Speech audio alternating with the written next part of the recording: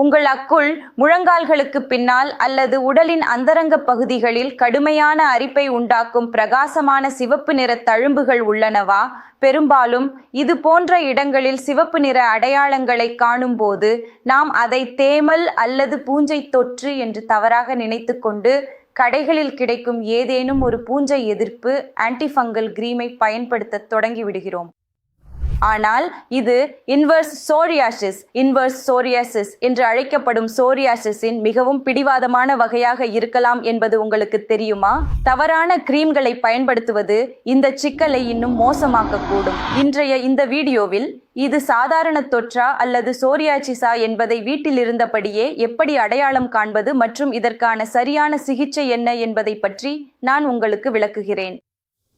வணக்கம், நான் டாக்டர் பூஜா குப்தா, பாரத் ஹோமியோபதியிலிருந்து உங்கள் அனைவரையும் வரவேற்கிறேன். பொதுவாக சோரியாசிஸில் வெள்ளை நிற செதில்கள் உதிர்வதை நீங்கள் பார்த்திருப்பீர்கள். ஆனால் இன்வெர்ஸ் சோரியாசிஸ் விஷயத்தில் அப்படி நடப்பதில்லை. ஏனெனில் இது உடலின் தோல் மடிப்புகள் ஒன்றோடொன்று உரசும் இடங்களிலும் அல்லது அதிக வியர்வை சுரக்கும் இடங்களிலும் மட்டுமே ஏற்படுகிறது.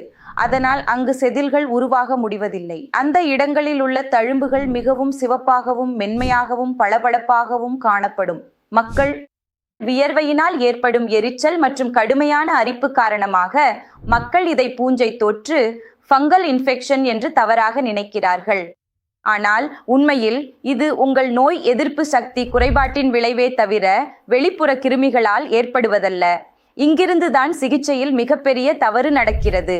மருத்துவரின் ஆலோசனையின்றி மருத்துவக் கடைகளில் இருந்து பூஞ்சை தொற்றுக்கான மருந்துகளை அல்லது ஸ்டீராய்டு கலந்த கிரீம்களை நீங்கள் பயன்படுத்தும் போது ஆரம்பத்தில் நிவாரணம் கிடைப்பது போல தோன்றும்.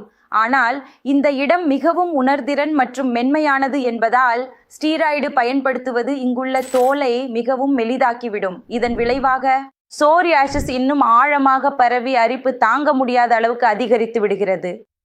இன்வர்ஸ் சோரியாசிஸை ஒடுக்குவது மட்டுமல்லாமல் அதன் காரணங்களை உள்ளிருந்தே நீக்குவது அவசியம்.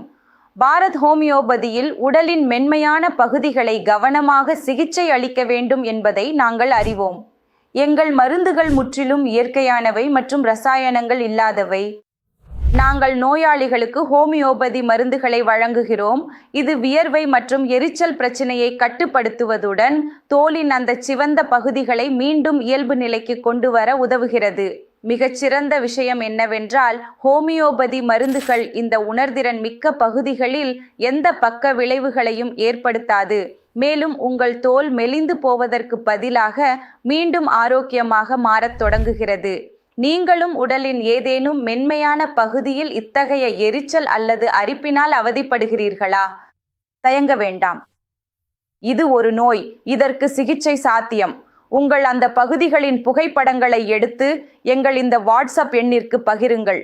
எங்கள் மருத்துவர் குழு முழுமையான இரகசியத்தன்மையுடன் உங்கள் வழக்கை பரிசீலித்து உங்களுக்கு சரியான ஆலோசனையை வழங்கும். தாமதிக்காதீர்கள், ஏனெனில் தவறான சிகிச்சை நோயை மேலும் அதிகரிக்கக்கூடும். ஆரோக்கியமாக இருங்கள், பாதுகாப்பாக இருங்கள். நன்றி.